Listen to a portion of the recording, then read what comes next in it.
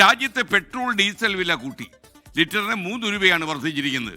Petrol ലിറ്ററിന് ഇപ്പോൾ 108 രൂപ 78 പൈസയും ഡീസൽ ലിറ്ററിന് 97 രൂപ 67 പൈസയുമാണ് ഇന്ന് കൊച്ചിയിൽ ഉള്ള വില. ഡൽഹിയിൽ നിന്ന് ബൽറാം നെടുങ്ങാടിയും കൊച്ചിയിൽ നിന്ന് വിഷ്ണു സുരേഷും തത്സമയം ചേരുന്നു. Balram, good morning. യഥാർത്ഥത്തിൽ ഈ പശ്ചിമേഷ്യൻ സംഘർഷം വീട്ടിനകത്തേക്ക് വന്നു കഴിഞ്ഞു, പറയൂ. Very good morning S K N സൂചിപ്പിച്ച പോലെ തന്നെ ഈ പശ്ചിമേഷ്യൻ സംഘർഷത്തിന്റെ ആഘാതം അത് വീടുകളിലേക്ക് എത്തിയിരിക്കുന്നു. ഒപ്പം തന്നെ അത് ദിനം പ്രതി ഇപ്പോഴും രൂക്ഷമായിക്കൊണ്ടിരിക്കുകയാണ്. അതിൽ ഏറ്റവും ഒടുവിലത്തെ നടപടിയാണ് ഇന്ധനവില വർദ്ധിപ്പിച്ചിരിക്കുന്നത്. കഴിഞ്ഞ ഏതാനും ദിവസങ്ങളായി, ഏതാണ്ട് 10 ദിവസത്തിലേറെയായി രാജ്യം ആശങ്കയോടെ കാത്തിരുന്നതാണ് പെട്രോൾ ഡീസൽ വില വർദ്ധിപ്പിക്കുക എന്ന അഭ്യൂഹം. അത് ഇപ്പോൾ നടപടിയായിരിക്കുന്നു. പെട്രോളിയം വിതരണ കമ്പനികൾ പെട്രോളിന്റെയും ഡീസലിന്റെയും വില 3 രൂപ വർദ്ധിപ്പിച്ചുകൊണ്ടുള്ള ഒരു തീരുമാനമാണ് പ്രഖ്യാപിച്ചിരിക്കുന്നത്. ഇതോടെ മറ്റ് സാമഗ്രികളുടെ വിലയും വർദ്ധിപ്പിക്കും എന്ന ആശങ്ക ജനങ്ങളിൽ നിലനിൽക്കുന്നുണ്ട്.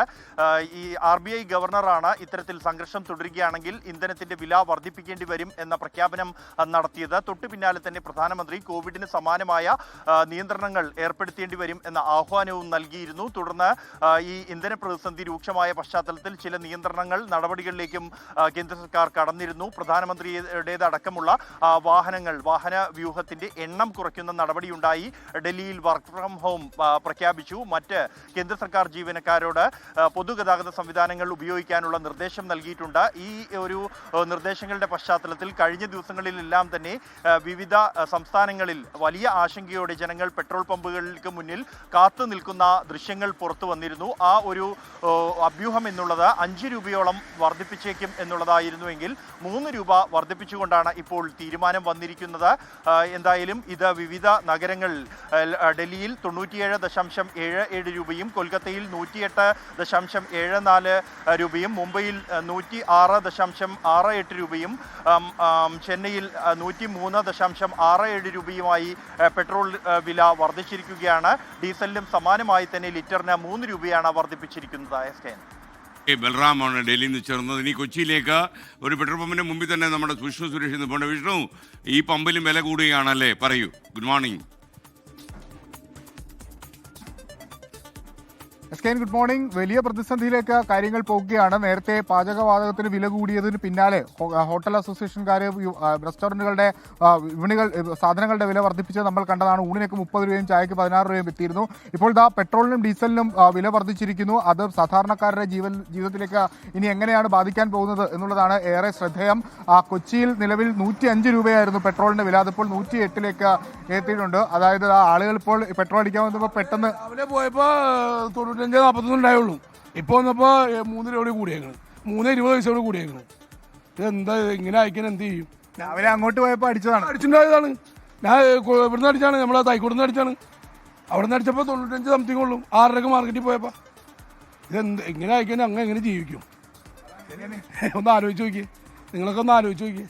ആയിക്കഴിഞ്ഞാൽ എങ്ങനെ ജീവിക്കുമെന്ന ചോദ്യമാണ് സാധാരണക്കാർ ചോദിക്കുന്നത്. കാരണം ഇന്ന് അദ്ദേഹം പറഞ്ഞത് വളരെ വ്യക്തമാണ്. അതായത് രാവിലെ ഇവിടുന്ന് പോയപ്പോൾ വളരെ വിലക്കുറവായിരുന്നു. അതിനുശേഷം ഇപ്പോൾ രണ്ടാമത് ഒരു ഓട്ടം കഴിഞ്ഞ് തിരിച്ചു വന്നപ്പോഴത്തേക്കും ആ വില കൂടിയിരിക്കുന്ന സാഹചര്യം. 97ലേക്ക് എത്തുകയാണ് ഡീസൽ. 94 രൂപയായിരുന്നു ഇവിടുന്ന് രാവിലെ അദ്ദേഹം അടിച്ചുകൊണ്ട് പോകുമ്പോൾ. പിന്നീട് ഇപ്പോൾ അത് 97ലേക്ക് എത്തുന്നത്. അങ്ങനെ പെട്രോളിൻ്റെയും ഡീസലിൻ്റെയും വില ഇങ്ങനെ വർദ്ധിക്കുമ്പോൾ സാധാരണക്കാരുടെ ജീവനെ സ്വാഭാവികമായും ബാധിക്കും എന്നാണ് മനസ്സിലാകുന്നത്. ചേട്ടാ, പെട്രോളിൻ്റെയും ഡീസലിൻ്റെയും വില ഇന്ന് കൂടിയിട്ടുണ്ട്. 3 രൂപയാണ് കൂടിയിട്ട്. വലിയ ആശങ്കയാണല്ലേ? പിന്നെ വലിയ ആശങ്കയല്ലേ. നമ്മൾ നല്ല ഓട്ടോ ഉള്ള ആൾക്കാരാണ്, ഭയങ്കര ആശങ്കയിലാണ്. ഓൾറെഡി ഗ്യാസിന് കൂടിയിരിക്കുന്നു. പ്രൈവറ്റ് ഗ്യാസിന് ചെറിയ 14 കിലോയുടെ ഇപ്പം 1900 രൂപയാണ്, 2000 രൂപ എടുത്ത്. വളരെ പ്രശ്നത്തിലാണ് പോയിക്കൊണ്ടിരിക്കുന്നത്. മറ്റു വിലക്കയറ്റം ജീവിതത്തെ മൊത്തത്തിൽ ബാധിക്കും. തീർച്ചയായിട്ടും മൊത്തത്തിൽ ബാധിക്കും. അതാണ് പെട്രോളിന് വില കൂടുന്നത് സ്വർണത്തിന് വില കൂടുന്നത് പോലെയാണ് എന്നുള്ള കമന്റുകളൊക്കെ ഇവിടെ നിന്ന് വരുന്നുണ്ട്. അപ്പോൾ സാധാരണക്കാരുടെ ജീവിതത്തെ നേരിട്ട് ഈ പശ്ചിമേഷ്യൻ യുദ്ധം ബാധിച്ചു തുടങ്ങിയതിൻ്റെ ഏറ്റവും പ്രധാനപ്പെട്ട കാഴ്ചയാണ് ഈ വിലവർദ്ധനവ് എന്ന കാര്യത്തിൽ തർക്കമില്ല. അത് ഇനിയിപ്പോൾ നേരത്തെ 5 രൂപ വരെ വർദ്ധിക്കാനുള്ള സാധ്യതയാണ് പറഞ്ഞിരുന്നത്. നിലവിലത് 3 രൂപ വർദ്ധിച്ചിട്ടുണ്ട്. അത് 5ലേക്ക് എത്താനുള്ള സാധ്യതയും വളരെ കൂടുതലായാണ് നമ്മൾ മനസ്സിലാക്കുന്നത്. ചേട്ടാ, പെട്രോളിന് 3 രൂപ കൂട്ടിയിട്ടുണ്ട്. എന്താ ചെയ്യത്, നമുക്ക് എന്ത് പറയാനാണ്. ഇപ്പോൾ ഇങ്ങനെ വില കൂടിക്കൊണ്ടിരുന്ന സാധനത്തിൽ ബാധിക്കില്ലേ? വീടുകളിലും ബാധിക്കണം. ഇപ്പോൾ മൊത്തത്തിൽ വില കൂടിക്കൊണ്ടിരിക്കണല്ല, എന്താ ചെയ്യേണ്ടതെന്ന് അറിയില്ല നമുക്ക്.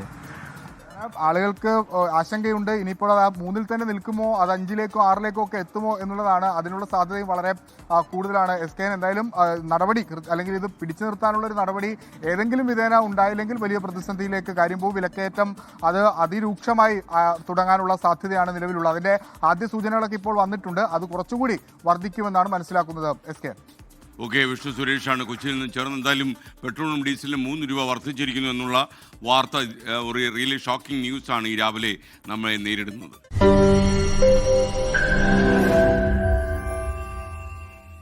ലോകത്തെവിടെയായാലും ഏത് സമയത്തും 24 വാർത്തകളും ഓഗ്മെന്റഡ് റിയാലിറ്റി പാക്കേജുകളും എക്സ്പ്ലെയിനറുകളും വിശദമായി കാണാൻ ഞങ്ങളുടെ യൂട്യൂബ് ചാനൽ നിങ്ങൾക്ക് സബ്സ്ക്രൈബ് ചെയ്യാം.